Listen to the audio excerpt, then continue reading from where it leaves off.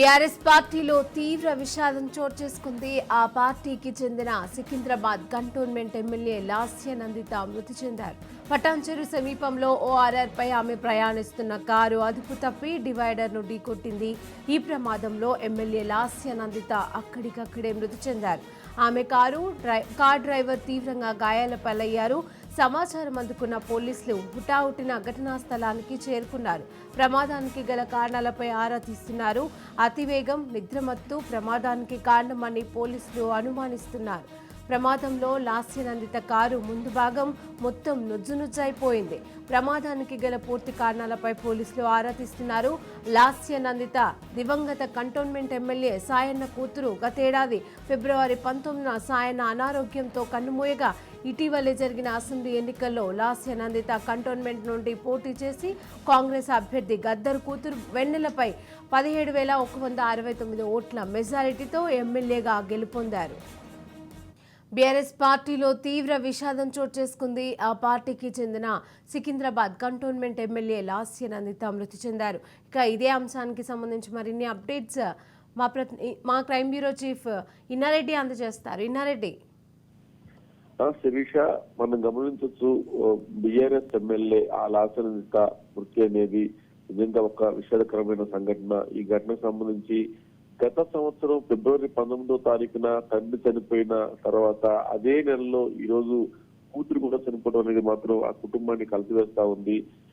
అంటే దాదాపుగా 3 సార్లుగా ఆమె మృతి వెంటాడినట్టుగా మనకు తెలుస్తా ఉంది. అయితే గతంలో ఒకసారి లిఫ్ట్ లో ఇరుక్కోవడం, తర్వాత ఫిబ్రవరి 13వ తారీఖున సభకు నల్గొండ టీఆర్ఎస్ సభకు వెళ్ళి వస్తుండగా హోంగార్డు మృతి చెందటం, తర్వాత ఇప్పుడు మితిమీరిన వేగంతో వెళ్లిన నేపథ్యంలోనే ఈ ప్రమాదం చోటు చేసుకుంది. దాదాపుగా 100 నుంచి 240 స్పీడ్ గా వస్తున్న నేపథ్యంలో కంట్రోల్ తప్పి డివైడర్ ఢీకొని స్పాట్ లో ఎమ్మెల్యే చనిపోయిందని చెప్పి అంటున్నారు. కాకపోతే ఆ స్పీడ్ గా వస్తున్న క్రమంలో కూడా ఒక లారీ ఢీకొని తర్వాత అక్కడి నుంచి స్పీడ్ గా ఆ డివైడర్ ఢీకున్నట్టుగా కూడా ఆ సంఘటన స్థలంలో ఉన్న పోలీసులు చెప్తున్న పరిస్థితి. అయితే నిన్న దాదాపుగా 10 గంటల సమయంలో లాస్యనందిత బాసరకు వెళ్లారు ఫ్యామిలీ తోటి. తర్వాత ఎప్పుడైతే ఫ్యామిలీతో వెళ్లారో వెళ్లి తిరిగి వస్తుండగా ఈ ఘటన చోటు చేసుకుంది. ఇప్పటికే తల్లిదండ్రులు వాళ్ళ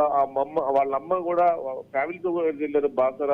వెళ్లి వస్తున్న నేపథ్యంలో ముందుగా అమ్మ వాళ్ళు ఇంటికి వచ్చేసారు. తర్వాత మధ్యలో ఫోన్ చేసినప్పుడు మేము ఛాయ్ కోసం ఆగాము, మళ్ళీ త్వరలో వచ్చేస్తామని చెప్పిన ఆ నేపథ్యంలో ఎప్పుడైతే అంటే ఇంటి దగ్గర నుంచి ఫోన్ వెళ్ళి ఎందుకు లేట్ అని చెప్పని ఫోన్ చేసినప్పుడు ఛాయ్ కోసం ఆగాము, బయలుదేరుతున్నాం అని చెప్పన్న ఒక 20-25 నిమిషాల లోపులోనే ఈ మృతి చెందారు, ఇలా తీవ్రంగా గాయపడ్డారు. తర్వాత యాక్సిడెంట్ అని చెప్పన్న ఆ విషయాన్ని ఇంటిలో ఉన్న అమ్మకు తర్వాత వాళ్ళ బంధువులు తెలియజేసినట్టు తెలుస్తా ఉంది. మొత్తం మీద ఈ విషాద ఘటనకు సంబంధించి ఇక్కడ అంటే ప్రధానంగా మనం గమనిస్తే ఏవైతే కారు ఈ ప్రమాదంలో చోటు చేసుకుందో ఆ కారు అంటే దీనికి సంబంధించిన ప్రమాదం సంబంధించి అక్కడ డ్రైవ్ చేసేది కూడా డ్రైవరా లేకపోతే వేరే ఇంకెవరైనా డ్రైవ్ చేశారా, అదే కాకుండా నిన్న సాయంత్రం 10 గంటలకు వెళ్ళిన నేపథ్యంలో బాసరకు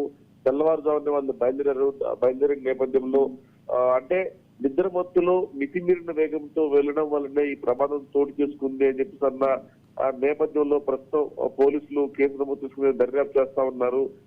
దాదాపుగా మనం ముందు చూస్తే 3 సార్లుగా ఈమెను మృత్యు వెంటాడింది. ఒకసారి లిఫ్ట్ లో ఇరుక్కొని, మరోసారి సభకు వెళ్ళి వస్తుండగా ఫిబ్రవరి 13వ తారీఖున మళ్ళీ ఈ రోజు ఆ మృత్యు చివరకు ఆమెను తనతో పాటు తీసుకుపోయినట్టుగా చెప్తా ఉన్నారు. అంటే తండ్రి సాయన్న చనిపోయిన నెలలోనే ఫిబ్రవరిలోనే దాదాపు ఇది 3వ సంఘటన. తండ్రి చనిపోవడం తర్వాత ఫిబ్రవరి 13న ఒక గంటతో చోటు చేసుకున్న తర్వాత మళ్ళీ ఇప్పుడు ఆమె ఈ యాక్సిడెంట్ లో తీవ్రంగా గాయపడి అక్కడికక్కడే స్పాట్ లో మృతి చెందడం అనేది ఫిబ్రవరి నెల వాళ్లకు శాపంగా మారిందా అని చెప్పి కూడా అక్కడ ఇంటి వద్దకు చేరిన బంధువులు తర్వాత ఆ కంటోన్మెంట్ అంతా కూడా ఒక రకంగా చెప్పాలంటే దిగ్భ్రాంతికి గురైందని చెప్పుకోవచ్చు. మొత్తం మీద ఆ డివైడర్ ఢీకొని జరిగిన ఈ ప్రమాదానికి సంబంధించి మితిమీరిన వేగం అని చెప్తున్నప్పటికీ కూడా మరి దీంట్లో అంటే డ్రైవరు అంత మితిమీరిన వేగంతో ఎందుకు వెళ్తున్నారు అంటే అప్పటికే రాత్రి 10 గంటల సమయంలో బాసర వెళ్ళి వస్తున్న నేపథ్యంలో ముందుగా వాళ్ళ ఫ్యామిలీ మెంబర్స్ వెళ్ళిపోయిన తర్వాత వీళ్ళు లేట్ గా రావడం, తర్వాత వాళ్ళని అందుకోవాలి, ఇంటికి త్వరగా వెళ్ళాలని చెప్పిన హడావుల్లో స్పీడ్ పెంచి ఈ ప్రమాదానికి గురయ్యారని చెప్పి దాని మీద కూడా ప్రస్తుతం పోలీసుల దర్యాప్తు జరుగుతా ఉంది. ఇదే కాకుండా కొద్దిసేపటి క్రితమే అక్కడ పటాన్చేరు ప్రైవేట్ హాస్పిటల్ దగ్గర నుంచి ఇక్కడ గాంధీ హాస్పిటల్ కు పోస్ట్ మార్టం నిమిత్తం తరలించడం జరుగుతా ఉంది. ఇప్పటికే కేటీఆర్, కేసీఆర్ అలాగనే తెలంగాణ ముఖ్యమంత్రి రేవంత్ రెడ్డి కూడా స్పందించారు. ఇది ఒక విషాదకరమైన సంఘటన. ఒక యువ శాసన సభ్యురాల్ని కోల్పోవడం అనేది నిజంగా ఆమెకు చాలా భవిష్యత్తు ఉంది.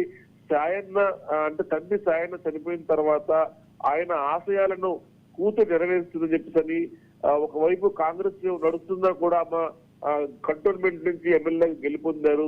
సాయన్న అంటే ఇప్పటికి కూడా స్థానికులకు చాలా అభిమానం.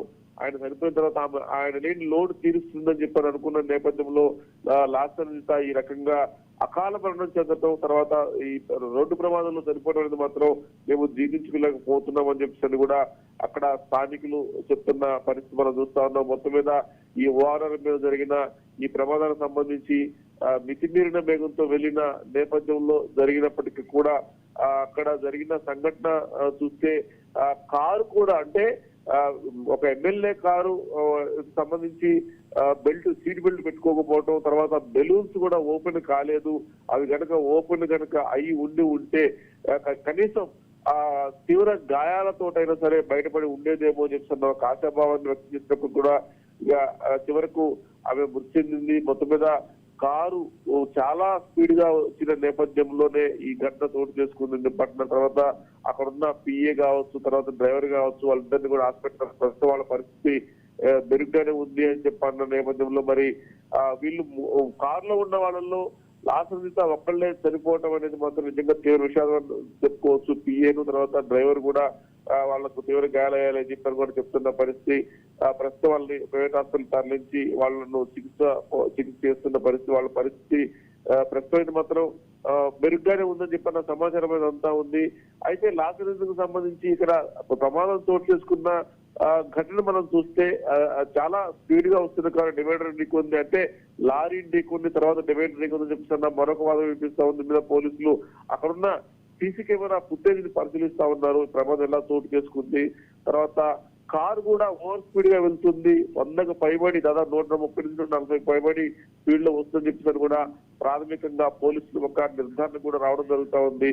మొత్తం మీద భారీ స్పీడ్ తో వచ్చిన కారు డివైడర్ ఢీకొని, తర్వాత కారు ఢీకొని, తర్వాత డివైడర్ ఢీకొని చెప్తున్న విషయం మీద కూడా ఖచ్చితంగా ఎంక్వైరీ అయితే కొనసాగుతా ఉంది. ఏదైనప్పుడు కూడా ఒక యువ ఎమ్మెల్యేని కోల్పోయాము. తర్వాత ఇక్కడ కంటోన్మెంట్ బోర్డు లో సాయన్న కూతురు అంటే తర్వాత సాయన్నకున్న పేరు కూతురు కూడా నెరవేరుస్తుంది, తమకు అండగా ఉంటుంది అని చెప్పి మేము భావించాము. కానీ ఈ రకంగా ఫిబ్రవరి నెలలో తండ్రి చనిపోవటం, ఫిబ్రవరి 19 గత సంవత్సరం 19 చనిపోవటం, ఈ సంవత్సరం ఇప్పుడు 23వ తారీఖున అదే ఫిబ్రవరి నెలలో కూతురు కూడా ఈ రకంగా అకాల మరణం చెందడం అనేది మాత్రం మేము జీర్ణించుకోలేకపోతున్నాం అని చెప్పి కూడా చెప్తున్న పరిస్థితి.